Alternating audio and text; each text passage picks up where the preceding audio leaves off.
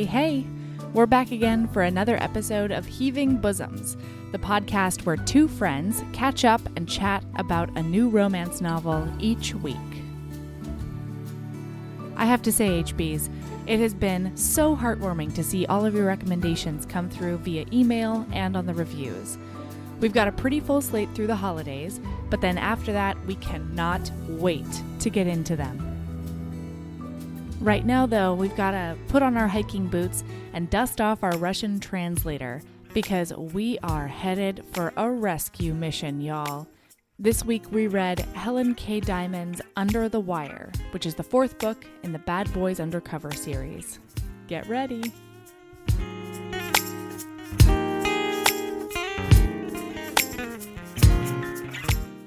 Hey, Mel. Hi, Erin. So how you doing? I'm great. I'm especially great now that we're chatting again because I love chatting with you. I am also great, enjoying chatting with you. You know what, though? I'm really excited for the moment in which we strike a balance and podcasting is like old hat and we can talk to each other about things that are other than this podcast because we've sort of swung a 180 from not talking to where enough. We chat all the time.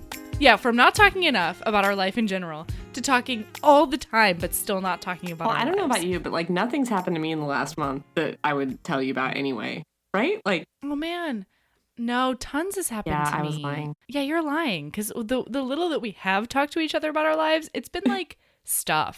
it's been real stuff. Like you have a child. I have a brand new IUD that will stay inside me for 10 years. Like there are a lot of things that are happening. For real. Well, not to mention that I have a child that I put on a plane to Taiwan with his grandparents. Like I'm sort of in a place, everyone. And this podcast has been awesome to distract myself from the fact that I sent my 18-month-old halfway across the world to visit his 85-year-old great-grandmother. I'm fine. I was just really hoping you were going to tell our listener, whoever you may be, listener, thank you. Yeah. Hi, listener. We like you a lot. That you just put your baby on a plane to Taiwan and like that was going to be like the end. Like, oh, yeah. Like later, bitch. Goodbye. Good luck thriving. Right when you get work. Make sure to send money home. Yeah. Please fucking learn to talk by the time you come. I don't know if he talks. I have no idea. Yeah, no, I don't understand No, children he talks. ages. I mean, he talks in his own language. And it's going to be even crazier because everyone speaks Mandarin. He's going to come so back. We're going to need like an extra Ember dictionary. Man, I miss him. He's so great. And like the past week, he's been giving me extra unsolicited kisses and mama snuggles and things because as much as I attempted to be cool and supportive and awesome and like just pack for him and, you know, the things you have to do before you send your toddler halfway across the world, they're like dogs. They can sense your emotional upheaval, you know? Mm-hmm. It's okay. He's so great and he's having the best time. I'm in a different stage in my life. I got an activity tracker for my dog this week. Oh, boy. So samesies, right? Because I miss her when I'm at work. Right?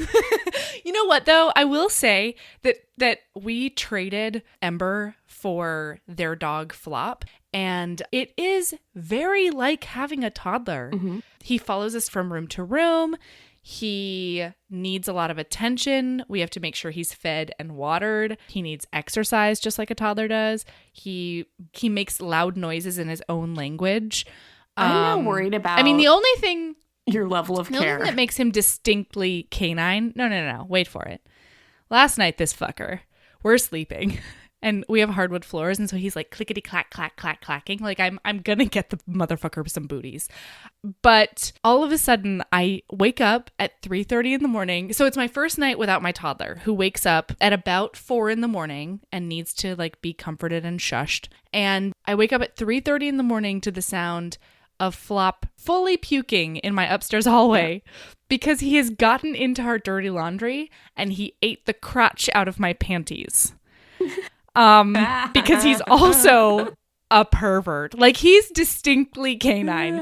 Ember has never attempted to eat my panties. And he's pretty much over the throwing up constantly stage. So I don't know. Well, my dog, the snaggletooth, three-toothed abomination rooster. Oh, I love that dog. She throws up every time she drinks water because she drinks it too fast. Like literally, I'm saying about that. Every time she goes and drinks water. So 5-7 times a day, she's like, nom, nom, nom, nom, water. Oh no. Every time. And every time it's a fucking surprise to this dog. She has to throw up. I goddamn love your dog. And she makes the sexiest poses. She does. And she's just the best. She's such a character. She's the best roommate I've ever had, hands down. And just like a lady about town. She's just so good. Yeah. All right. So, hi, everyone. Hi. If you recall, you're actually listening to the Heaving Bosoms podcast. I know how you may have been led astray just now. Today, we are talking about the 4th book in the Bad Boys Undercover series called Under the Wire. Bad Boys Undercover, Under the Wire, double under, double sexy, undercover, under the wire. What? Sorry, I just wanted to say that. Like the word under is all of that on the front cover? No. Oh my God, I love it. No, that's just an Erin original. Yeah. Oh, damn it. I can never tell. The title twice. Yeah. Sorry. Yeah. That was all me. No, it is. It definitely is. I'm all about your Erin originals. Please keep them coming. I will continue to be the most gullible. Fun fact, no one's undercover in this book either. Or goes under the wire. Literally no one. These things are true. No, there's no going under the wire. There's no wires either. There's no bop wire that you have to go under. They have to go through some wire, but they don't go under it. No. Whatever, man. Okay, this is the 4th book in the series. This is actually my pick, and I chose this because I really liked the premise, although I was hoodwinked just a tiny bit. As was our heroine. She was quite multiple times. Hoodwinkery just throughout. Okay, everyone knows that it annoys me when they meet and 4 hours later they're engaged. So I read the description of this book and I was like, I want to blend my love of romance novels and my love of spy thrillers. And I chose the 4th one in the series because they have been engaged before. So I was like, oh, cool. This is like, we're meeting them in the middle of their relationship kind of thing. They know a lot about each other already. And none of that turns out to be true. Kind of. I mean, okay. So this thing opens up. We've got Kara. She's in her tent and she's freaking out. Like chapter 1, I thought was very, very effective. It's like Kara. Oh, it was robust. She's in like some serious, serious danger. She's like in her sleeping bag. There's somebody like got a knife, like cutting into her tent. She's being dragged. She has no idea what's going on. I was all about this. Everything hurts. Like her brain hurts. She can't understand what's going on. And may I say, you know how sometimes in a novel, most of the time you're like, I called it. Like I knew what was coming. When they find out what this actually was, I just want you to know, no, I fucking called it. Like I totally knew. I have a highlight. I can prove it to you. I have a highlight in my Kindle that I was like, this is an audio frequency. Definitely that is why she's freaking out right now. Sorry, guys. I just spoiled Erin, you're so a small smart. part of the book for you. It's a doesn't matter part of the book, but it's good. It's a nice layer for the spy thriller part of it. Right. Man, so I was on the totally end of the spectrum. I did not see it coming at all. I was like, I've never even heard of this nonsense. I'm all about it. Apparently it's real. I Googled it. Yeah. So, okay. So yeah, it was really cool. I immediately got immersed into this world, which was really nice. And then it goes from there basically to Reed showing up, right? So Reed's our hero. He's our hard-bodied, beabified, lethal machine of death and running. Yeah. So Reed is a member of the Alliance, which is a clandestine, off-the-books squad of lethal intelligence agents that have teamed up, both American and MI6, which is British. And many others. I think there's like a Mossad guy in there or something. I don't fucking know. Okay, so I went back and I read the Here's first the thing, one. Listener, they are the secretiest secret that ever secret agency'd. Most of the CIA doesn't even know they exist. No. They are black ops all the way. There's some SEALs on there. I don't know. Wasn't Reed a SEAL? Reed, I think, was in the Army. I don't know. We've got Reed and Parker. They're traipsing through Russia. They're in the Alliance. I think Parker's British. I don't remember. But, okay, listen, guys. I went back and read the first one in this, too. And it's true of the first book in Bad Boys Undercover as it is in the fourth book. If you have worked in any kind of military job or intelligence job, there are so many annoying things about this book. But they're just like, they're on the radio. And they're like, hey, Reed, what are you doing? Like, it's very like, I don't know. Just know that it's going to be annoying. And there's squads in the Alliance. Yeah, here's the thing, listener. As a totally lay person as well, there are things in here that you're like, no, that can't possibly be the way that works. I mean, even as a lay person, I couldn't get into it sometimes just because I was like, why are you leaving the cave? Right. You secret agent. Right. You literally just said it's the only safe place. Right. What are you doing? And honestly, for me, I'm not going to not get behind it because it's this clandestine agency that has limitless money and like total secrecy and no rules of engagement and whatever. Like, I get it. I can suspend disbelief for that. But like I said, I read 2 of these books and they only ever talk about the Alliance has little squads, little teams. And they talk about Bravo Squad and they talk about Delta Squad. Never is mentioned Alpha Squad or Charlie Squad. Like, I don't know. Nope. It's just Bravo and Delta. Like, because I think the author thought those were the coolest names. But it's like, you don't have just a Bravo Squad and a Delta Squad. That's ridiculous.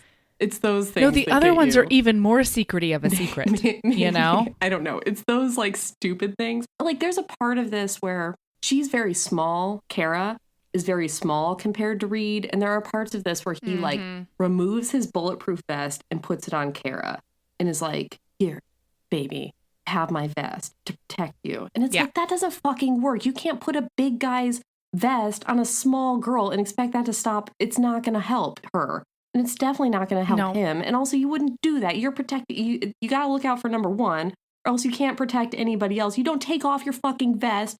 It made no sense to me. Okay, so first of all, yes, you secure your own mask before helping people around you on the goddamn airplane. Yes. And second of all, if he is like this incredible secret agent and like they both went over there and made sure that they got some guns, you're telling me that he didn't think like mayhaps I should just put a size small bulletproof vest into my pack where I've been, I mean, it's like a Mary Poppins goddamn pack. He's pulling out sweaters, he's pulling out jackets, he's pulling out quilts, he's pulling condoms. Out, I swear to Christ, condoms. Spoiler alert, everyone. Yeah, they hook up. And you couldn't, come on, he knows that Kara, whatever her name is, gets into trouble. Oh, because P.S. the first half of the book, I read it as Kara, and the second half I read it as Kara, and I'm still on the fence. Okay.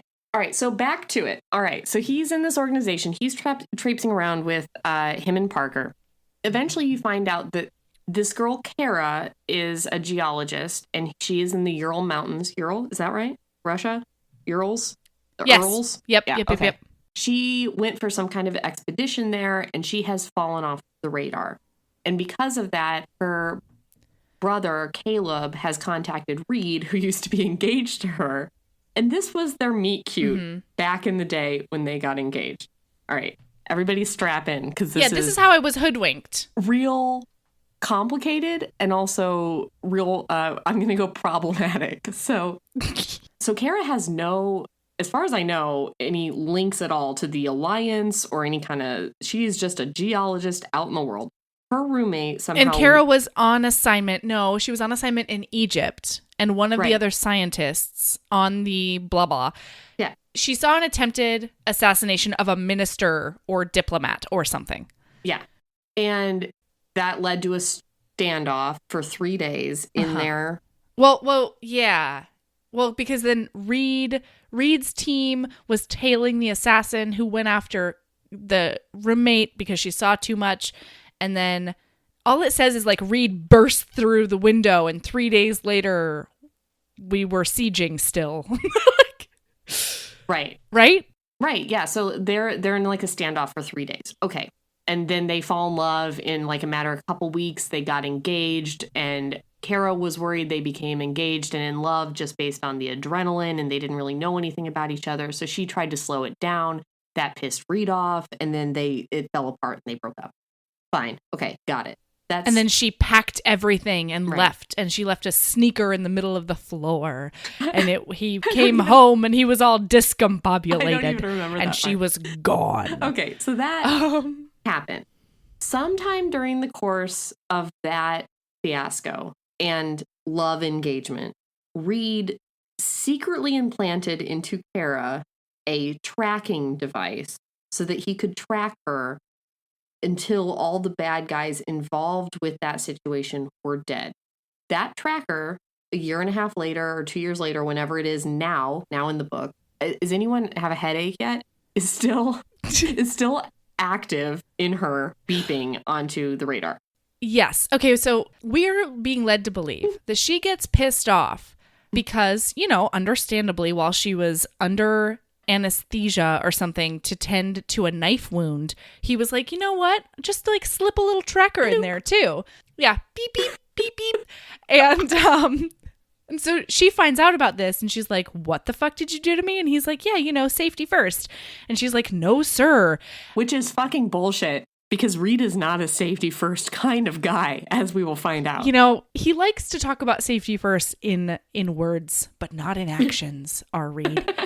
So she is understandably super pissed, but then takes no steps to have it deactivated or removed. She doesn't remove Okay. She's just too busy grieving and she's a scientist, looking at rocks. Melody. Okay, but that's the other reason that I wanted to read this book, because they knew each other before, it told me. We're leaping into the middle of their relationship, it told me. Mm-hmm. She's a badass lady scientist, they said. And, so we step into it. Reed is on vacay. He's on bereavement vacay because apparently something happened in another book we didn't read. Yeah, and someone died. Honestly, to me, bullshit, matter. Because I read book 1 and then because I cannot just hop in on book 4 like you wanted me to do. I had to go back and read book 1 before I read book 4 because I'm that. And then I hopped into book 4 and I was like, oh, he died. That kind of sucked for me. But okay, so he's on vacay. Kara's brother Caleb sees that her expedition in the Urals has gone missing, or she hasn't checked in a couple of days. So he apparently works with Reed. Caleb's some kind of hacker that works with Reed with the Alliance. This to me is like the biggest plot hole. Weird coincidence. No, he's a magic hacker. Yeah. It may have also been another book. We don't know. We're dicks. No, and I asked you to go on book 4. That's not how these are laid out. This is supposed to be just like a weird coincidence that she happened to run into Reed a year and a half ago, and then also her brother works with Reed. Like, that is never explained. Like, all I needed was somebody to be like, what a crazy happenstance. Like, that's all I needed. Sure. It was just like, what are the odds of this? So Caleb calls Reed and is like, hey, my sister is off the grid. Remember how you implanted that tracker into your arm? She told me about that. Would you mind tracking her? And he was like, good to go. So he calls his friend Parker from Delta Team and is like, hey, Parker, instead of going on this motorcycle trip that we planned to go on, would you rather go to Russia and also bring a bunch of guns and also don't tell anybody and also this is just be cool about this? And Parker's like, yeah, I'm game for anything, because Parker is great. Yeah, Parker's just on the plane. Yeah, Parker's like, what do you need, man? You're not going to tell me why you need it? Yeah, cool. He's a good friend, and I found him funny. He is. I liked Parker. Mm-hmm. I like Parker. Had I been on this expedition with Reed and Kara and Parker, you may have banged Parker. I would have gotten with Parker. Yeah, for sure. Fair enough. And I think he's British. Like, I'm even like 80% sure he was British at some point. I didn't read him as British, but I'll go with it because it just makes him hotter. Wait, so you didn't mind the Bigfootery that he was into? The conspiracy? No, in fact, like... it gave him a layer that was pretty fun. Yeah, at the beginning, they were pretty heavy on, like, making fun of this character, Parker, for being into, like, Yetis and Bigfoot and various conspiracy theories. They dropped it then for most of the book. Like, it then wasn't mentioned until the end, and I wished it was, like, constant. Like, I wished that, like, everything that happened in this book, he was like, aliens. No, I wish totally. that Me was too. throughout. No, I love Yeah. that wrinkle. I actually wanted more of it. And I may as well say this now. So at the end, it says something to the effect of like, oh, you know why I believe in all that stuff is just like after all this shit we've seen with the Alliance and like going around the world and like stopping madmen and like all of this stuff. How can you not believe in like the Yetis and Bigfoot? Because like anything is possible. Yeah. And I think to anyone else that would have been like kind of sweet. But for me, I feel like the more I've worked in government, the more I'm like, no, humans are not capable of keeping secrets. Like, it is not like, it's just like the less confidence I have in like massive government conspiracies. Like, no, some secretary would have blabbed to somebody by now about that if that were real. I feel like the more you see, the less you believe. Fair enough. Well, but maybe that's what makes Parker just the North Star in a constellation of stupid. Okay. So they find Kara and she is freaked out. She is in shock. She's probably got hypothermia. She's in a field. She's probably starving. The whole thing. She does not know what happened to her. She knows she has a gun and that's it. And she's freaking out. She's pointing the gun at them. Yep. She has a gun. Forgot about that. Yep. Melody was just like, huh? She's pointing it at Reed. She's pointing it at Parker. She doesn't know what the fuck is up. They could be in on it. She doesn't know. She's shaking. She's freaking out. I just want to clock here that I believe when I'm reading this, I believe this to be midday. Because Parker and Reed talk about how they've been hiking about 20 miles already. Just wanted to clock that time in. This is the middle of the day sometime. They finally This will become important later after this very marathon of a day. Yes. They get Kara to drop the gun basically because she's like so tired and her nerves are so like she's like done. She is done. She's in shock. Well, and the more she starts talking through it, the more she's like, okay, wait, I'm getting my faculties back. You're a person that I have trusted in the past.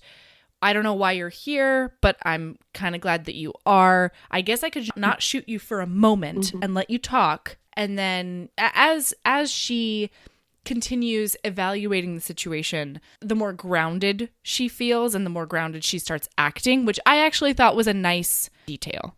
I felt the opposite. I was just like, okay. All of a sudden you get a little snuggle from Reed, your ex-fiance. I forgot about the snuggle. There was one of those. He puts like a little polar fleece on you and you snuggle into that fleece and you're like, you know what, guys? I'm good to go. Just wash this blood off. Not mine. Yeah, you take a big breath of Reed smell out of that fleece and you're good. Oh, I'm fine. Hypothermia? Fucking gone. I've got a fleece now. I'm good. You guys want I'm sorry, did you also give me a Cliff Bar? Yeah. Whoa. Yeah, he gave her like a granola bar. Like, this is such she was in like total shock. She had like hypothermia. She's not like, hey guys, I'm gonna shake and vomit for a while and like, no, there's none of that. There's just like, the power of love is going to carry me through, which... Yeah, that sounds right, Erin, honestly. Like, your pet peeve of romance novels tends to usually be some kind of, like, misogyny or consent issues. Mine is usually safety. I just want to get that out. Safety and logistical believableness. Yeah.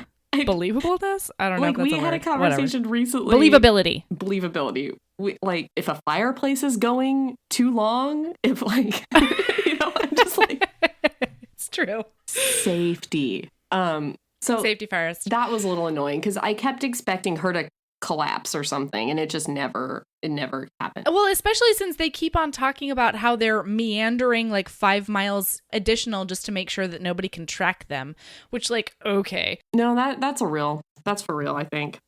I was good on that. No, that is for real, but adding that to everything else that Reed does, I'm like, why that then? If you're going to throw caution to the wind in every other way, why not let the woman who's in shock just like walk a straight line? Because you're literally later in the book just running into Russians left and right and just mutilating them. Yeah. So why not start now? She's tired. Yeah. Bitch is injured. And I'm going to be real with you. Okay, so they meander around the area for a really long time. they end up in a place and then like another place, and there keeps being like shootings at the places, and they're running into people. My notes aren't stellar. Explosions. Yeah. I know, same here. They go to, because they have to retrieve some data that she thinks is very important. Yeah, and so there's a shoot shootout 'em up, there. bang, bang. Yeah. Then they Reed go, gets and that's like 20 shot miles. in the shoulder. Yeah. Mhm. Let's review. That's the Reed first gets shot. shot in the shoulder. Mhm. Reed does. Parker is just a BA who's just taking people out and dodging them bullets like a champ. He's ready to go. He's like John Wick. He's just like pew, pew, pew, pew. And like Russian special forces are dropping. And Reed is like, I'm going to try to step in front of Kara. I'm shot. Like every time. Oh, no. I forgot I took off my bulletproof vest. Yeah. Constantly. So they get. Well, there is that moment where she's like, just because you want to be bulletproof doesn't mean that you are. And he's like, we'll agree to disagree. I'm like, no, motherfucker, that's science. Safety. That's just life.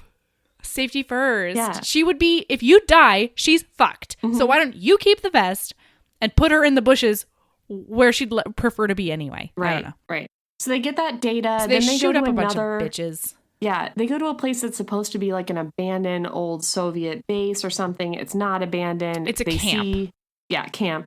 They see the rest of her, few members of her team, the science team. One's dead, one's like on the floor. They get out of there. I think Reed gets shot again. Reed gets shot in the abdomen. Yeah. He gets shot in the torso. Yeah.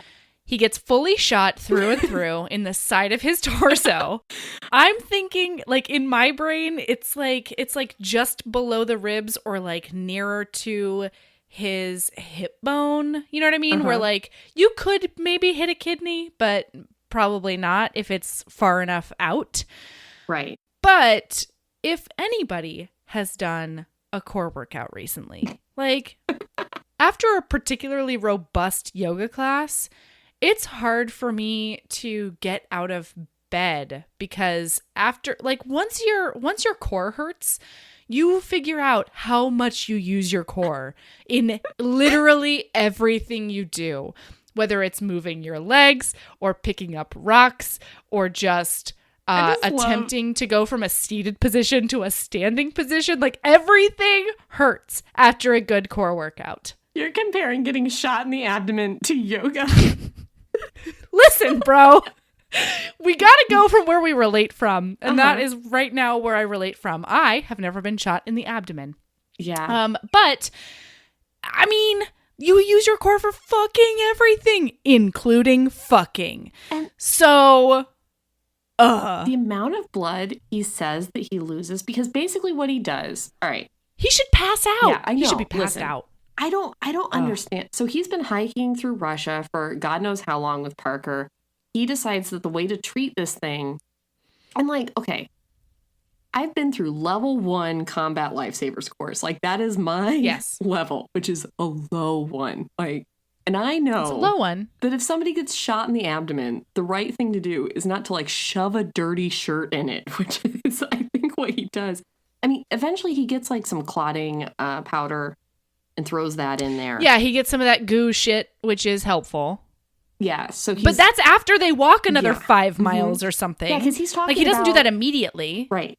He's talking about how the shirt's like sticking to the wound and it's like tearing the open every time he steps. I'm like, you are losing a lot of blood. A metric fuck ton of blood is gone. So that's the second thing they do.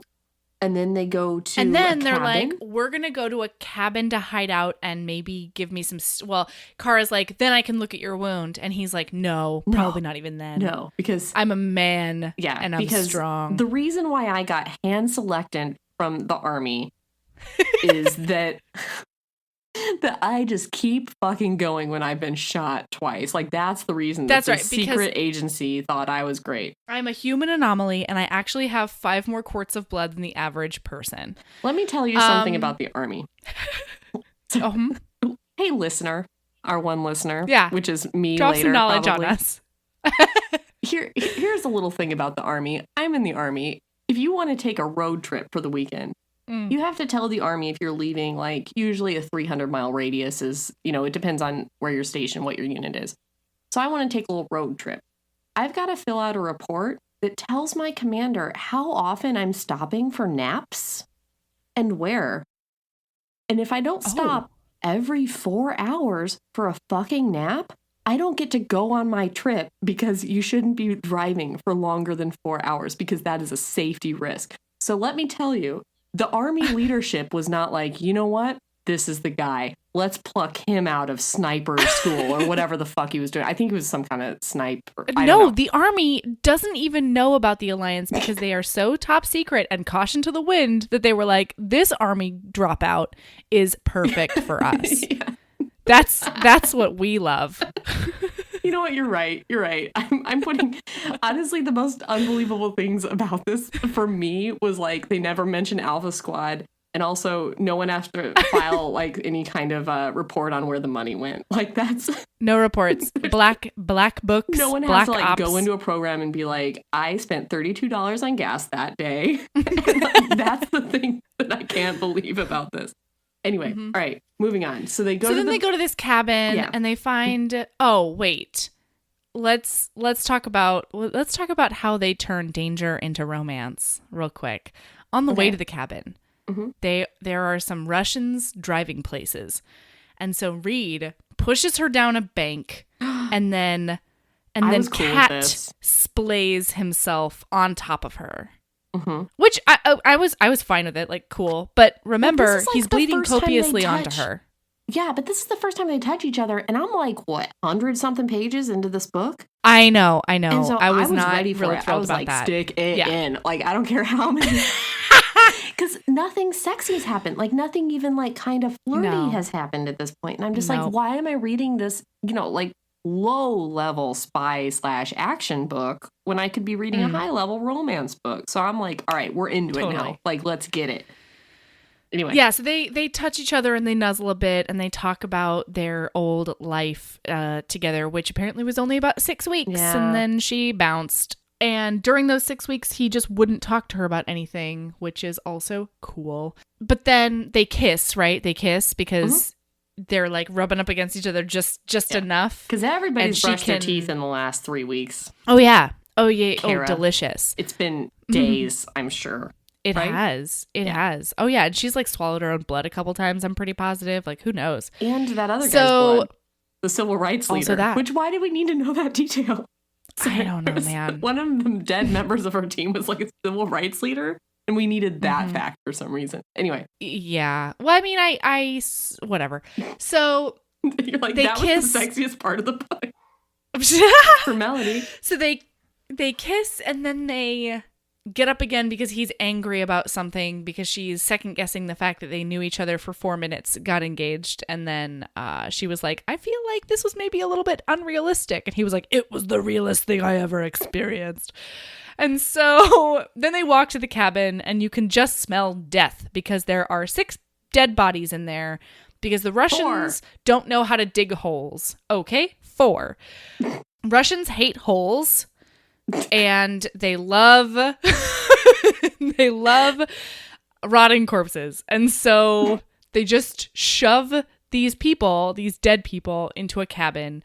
God, I hope our one listener isn't Russian. I think our one listener would be savvy enough to realize this sarcasm in my voice. So then they're like, so then the 2 men's are talking inside, Parker and Reed, and they're like, what do we do now? I don't know. This is the one place we knew where to go.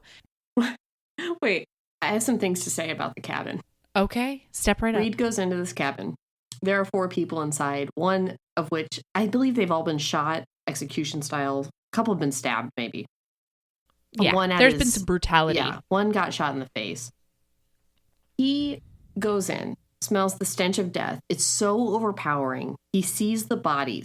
He freaks the fuck out. He does the thing where he screams silently and backs into the door. You don't remember this part?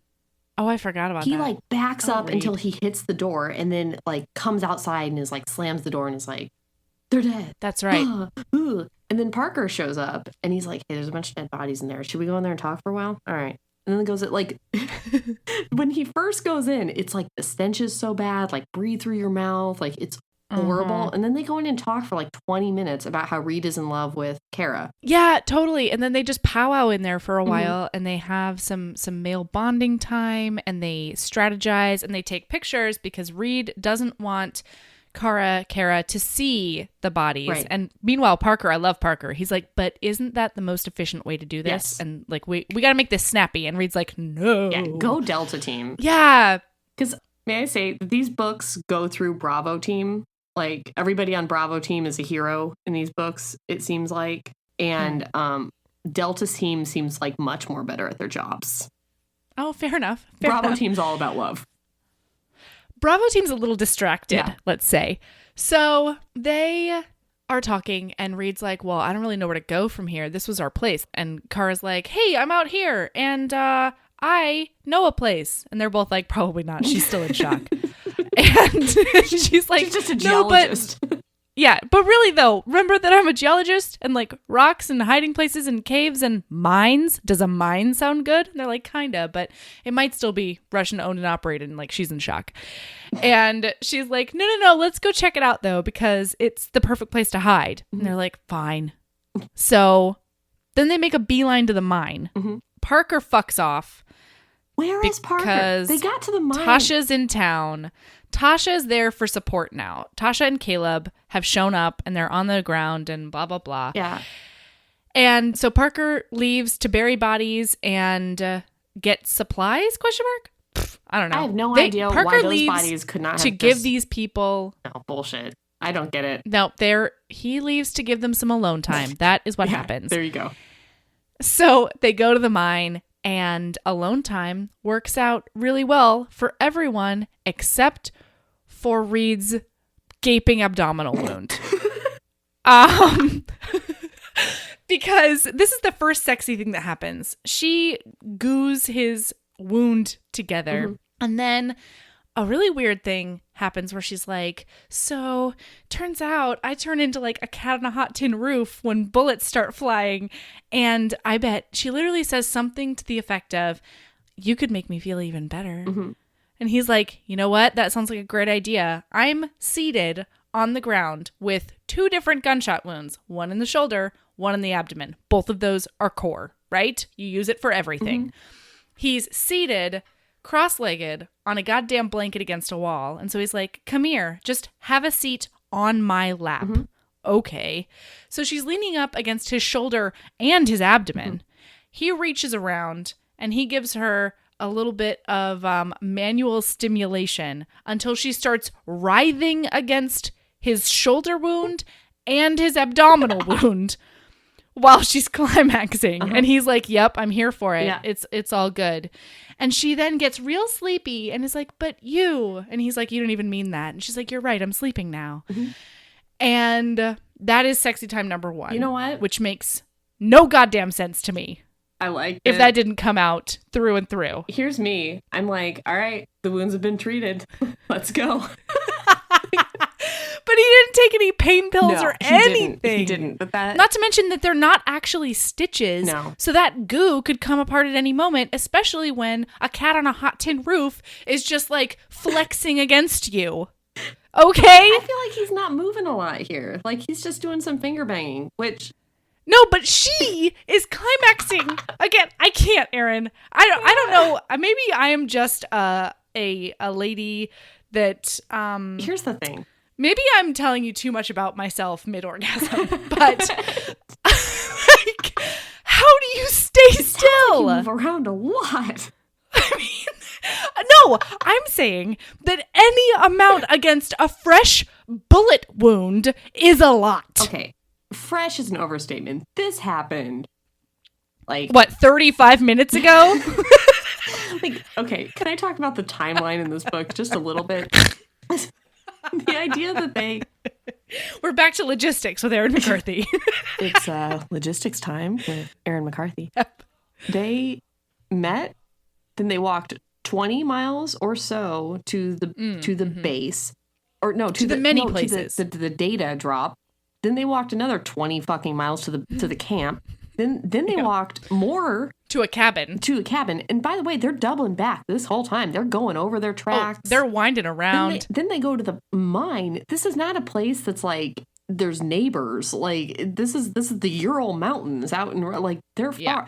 And it's still daytime. Like I'm just really confused by the passage of time in this book. And here's the thing. I think I would have been very safety first about this wound and this fingering situation and the sex that comes later if I weren't like 200 pages into this book and just ready for somebody to bang. Like I was just like, and I remember thinking that the dialogue, their fighting dialogue and their like relationship dialogue, I thought was really good, really snappy, and it was very believable. He really seemed like this man who was in this situation, and he made rational choices in the relationship and couldn't see her side of it.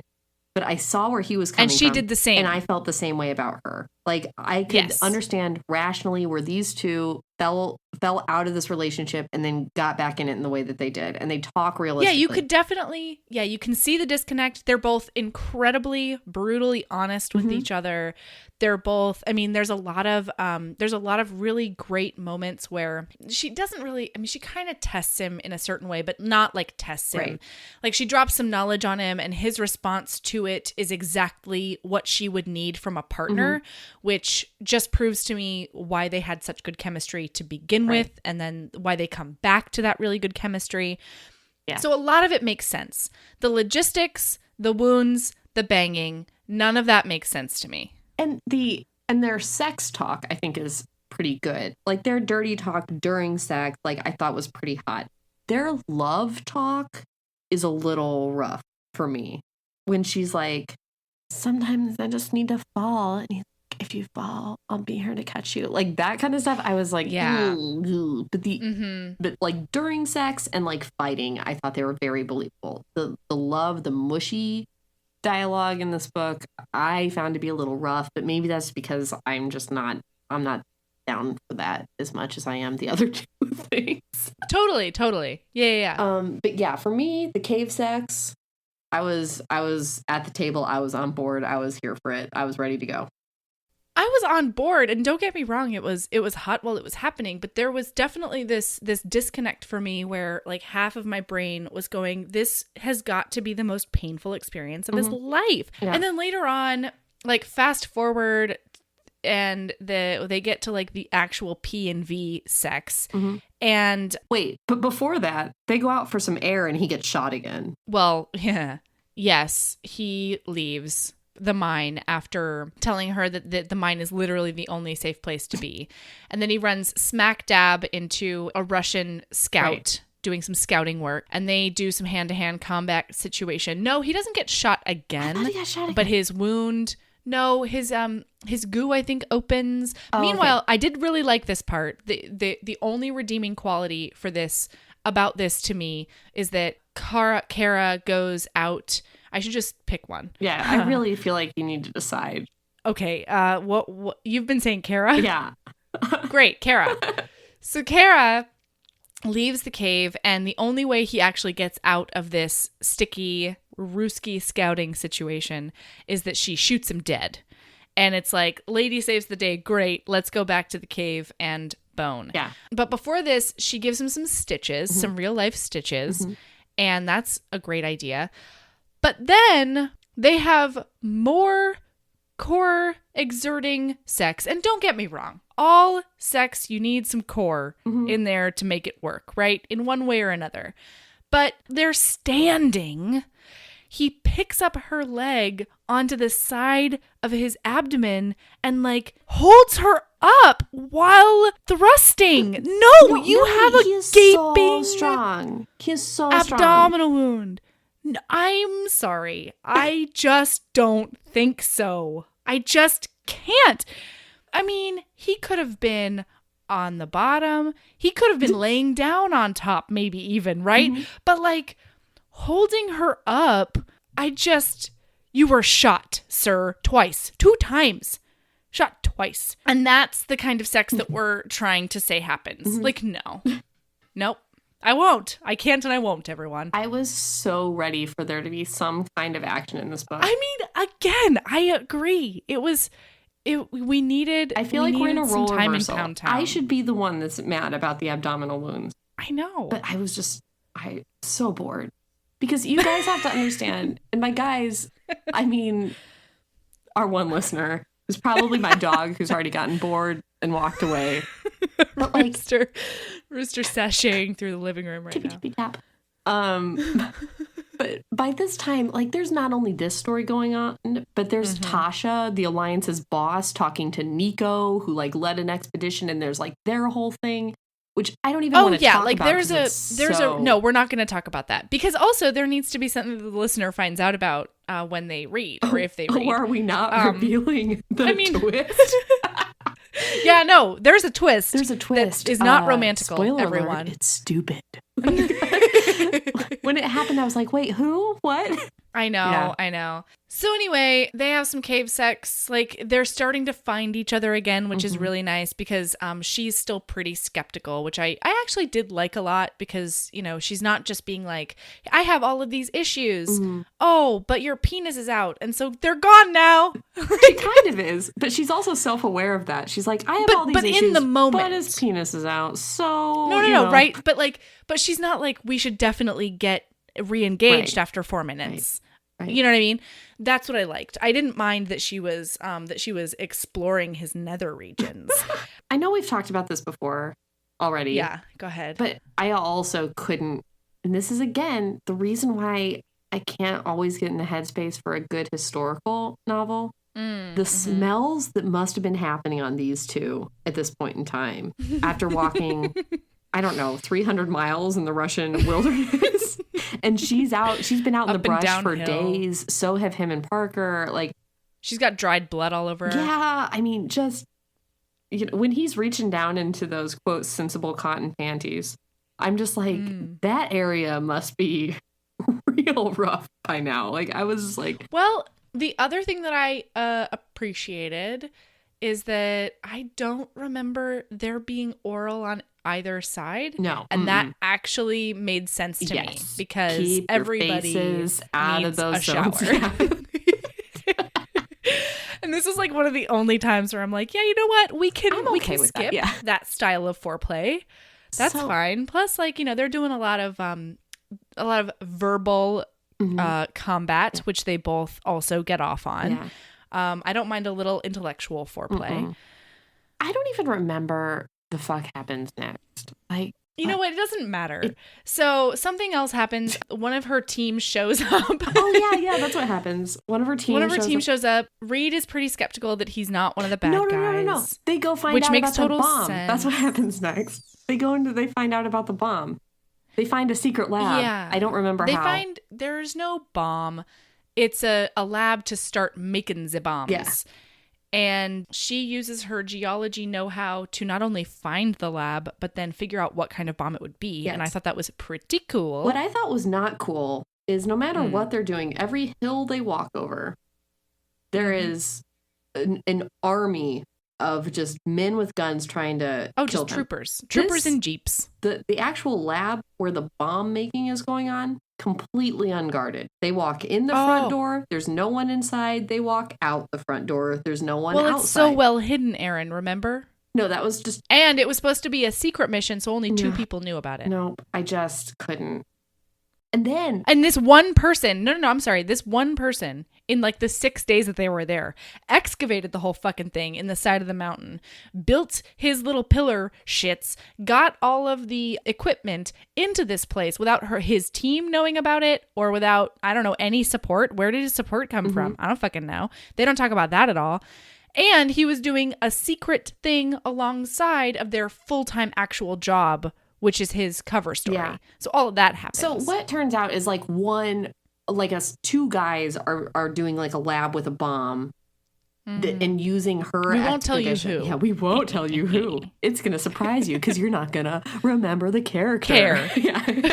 So, they're like doing this lab and using the documentary crew thing, the actual her geology shmushma as the cover up. And then the Russian special forces that were killing the members of her team, that have been pursuing them, that they have been shooting in the face with abandon, John Wick style, the whole time. Oh, yeah. They're just trying to find the same mine. They're just trying, not the mine, the same lab. They're trying to figure out what the fuck these people are, these interlopers are doing in their country. Also trying to find this lab, trying to be like, don't make bombs. And never do we recognize when we find that out. Never does Reed just kind of be like, all those guys were innocent. Like, no one. Yeah, no one all those guys probs had families. Oh, man. We were all just on the same team, and I just kept shooting them in the face. Yeah. That's right. So, yeah. But then Reed gets injured again somehow, or maybe he's in the final just shootout, suffering I think. More from his current injuries. All of those, because remember, very serious abdominal wounds. Wait, but then they go bang in a truck somewhere else. They had to ditch a truck. Did they bang in that truck? They did. Yeah, she got atop him in front of the steering wheel. Oh, yeah. Because remember, she is feminine and tiny, and he is manly and giant. And yeah, and then he goes to the hospital once everybody gets found and murdered. Yeah, this culminates in like Parker comes back, Tasha the boss shows up, the Russian guy who like planned the expedition shows up, some other people are there, and it ends up in like a full-on shootout where Reed gets shot again, I believe. I think. That's shot 3. And then eventually does go to a hospital. This thing concludes at a hospital, right?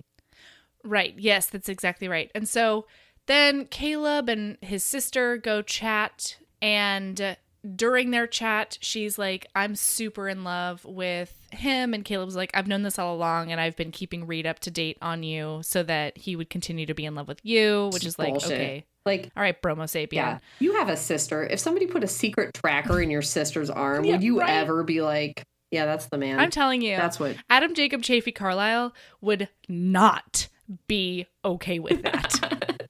Shout out to Adam, because you're a great brother. So then... But okay, and this is what I found hilarious. During this time, Reed wakes up from his hospital bed, sees that she's gone, and so of course his first thought is, this bitch! He's like, she's gone, she hates me, I can't even believe this, I came all the way to Russia to win her back and it didn't work. And then she shows up and she's about to tell him that she loves him, and he stops her and gets furious and is like, why can't you just let me love you? And she's like, I want to. And then they're engaged again, and then like they break down the lab and stuff, and she continues being a badass geologist, and he continues being a lethal slab of meathead, and that's it, right? Yeah. That's it. Yeah, so they live happily ever after, and they probably have even more robust sex when he's fully healed. Mm-hmm. We can all look forward to that in our imaginations. Can I make a quick plug for book 1 of Bad Boys Undercover? Yes, please. Which is yes, please. Bad Boys Undercover Playing Dirty. Yeah, we like that title. That is less believable, I think, as far as the spy stuff. The first 60 pages are pretty rough, but it's a lot better of a love story, in my opinion. Oh, I found it to be sexier. I liked them more. It was more love story centric. Like, there was a bunch of spy stuff going on, and that's what brought them together. But there's kind of like a cat and mouse sort of thing where they're on different sides of the thing. So one might have to kill the other one. And I really liked that. And there was, it was less believable, but there was less of it. You're not reading about other bullshit storylines like throughout. It's all centered around the love story, because the love story is centered around the thing that they're doing in the spy story. That makes sense. Yes. So that does make sense. Yeah, the first 60 pages were real rough, but if you can get past that, it's a good book. All right, I'm into that. And you know what? I think I texted you during this, and I was like, I'm going to read all of these. Yeah. And you were like, "Oh, so it's that good?" And I was like, I mean, I don't know if it's that good. I just enjoyed myself throughout. Mm-hmm. There were some serious holes and problems, as we have I feel like we've kind of shit on this book, and it was actually pretty good. I know we have, but I really did enjoy it. Yeah. It's just when I am taken out of a story, I'm like, hugely taken out of the story. I mean, but I'm also just sort of an extreme person in that way regardless. Mm-hmm. So I actually did really enjoy this book. I liked a lot of their relational components. There was a lot of him respecting her and her expertise and vice versa. I liked their fights especially. I liked that throughout it always felt like they were fighting for each other. And I know that's like a cliche blah, but really one of the biggest things I think in a romantic relationship is, yes, have the fights, have the hard talks, as long as it feels like you're fighting for something and not against the other person. And I felt like that a lot in this story. They were each like, you know, scraping to get closer instead of just like shitting on each other, which was really nice. Right. Yeah. Okay, so all right, Erin, what's your self-love recommendation this week? I want to make a quick plug for my book club. I think that if you are a lady in the world and you know other ladies that might enjoy books, not even like the same kind of books, get a book club together, because like I moved to Alaska 3 years ago, something like that. I didn't know anybody, and I knew one girl who had like some other friends, and she had some friends, and we all got together and created a book club. And now it's been this like just a great lady club that gets together. It's not even about books anymore. It's just about female friendship. So I think everybody should start a book club. That is very cool. Okay. I like that idea. And I actually have a lot of friends who are in either book clubs together or like multiple book clubs. I don't know. It seems very cool. You got to find the right one though, because I tried to join a book club when I first got here that turned out to be like a Christian women's inspiration book club. And I was like, they were like, we were supposed to bring books to the first one that we wanted to read. And I had like my little stack of like romance novels and like sci-fi and stuff. They're like, we would like to read Her Journey Through God. And I was like, ooh, I'm like shoving my like her Halloween treat under the table. Anyway, sorry. You got to find the right one. Yeah, totally. Okay. My self-love recommendation this week is a little on the nose. I just discovered this site called Oh My God, Yes. It's literally omgyes.com.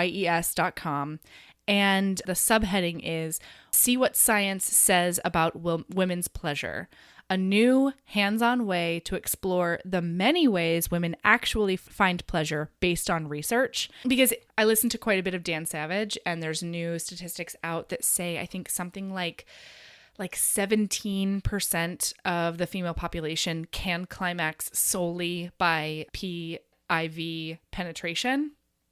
And, I thought you were going to say pee, something involving urine. And I was like, what is happening? Like there was such a big pause between P and V. And I was like, sorry, penis and vagina penetration. Got it. Understood. Yeah. And so this site is based on research, and it's a bunch of people who got together because they finally wanted a way to have openness and research, in their words, to take a clear-headed look at the many nuances of women's sexual pleasure.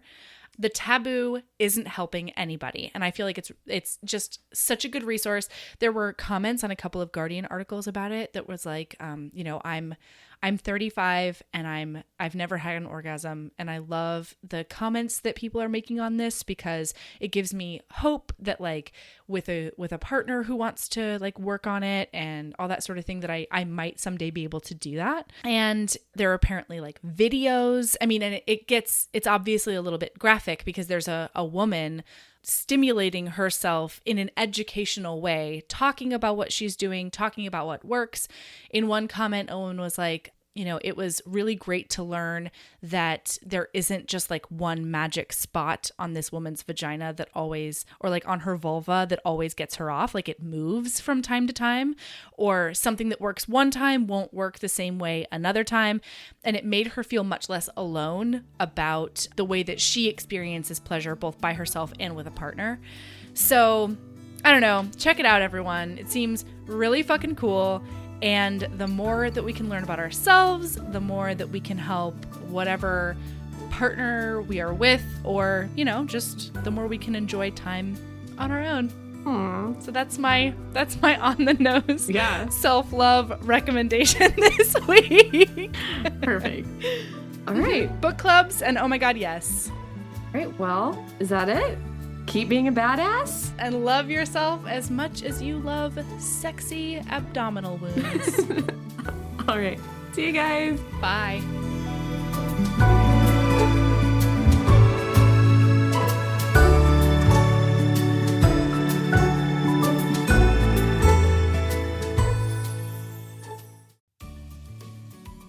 Hey, you. Yes, listener, you. Are you loving the show? If so, please leave a rating and review in your podcast app. The 90 seconds you take to say something nice not only helps new people find the show, but it makes me super smile over at HBHQ. Also, I've had a few people ask, and the answer is yes. We are still doing the 5-star bribe. If you leave us a review with 5 stars, then we'll do whatever book you want. We're real deep into the list, though, so it might be a while. Lilas! Okay, back to the show.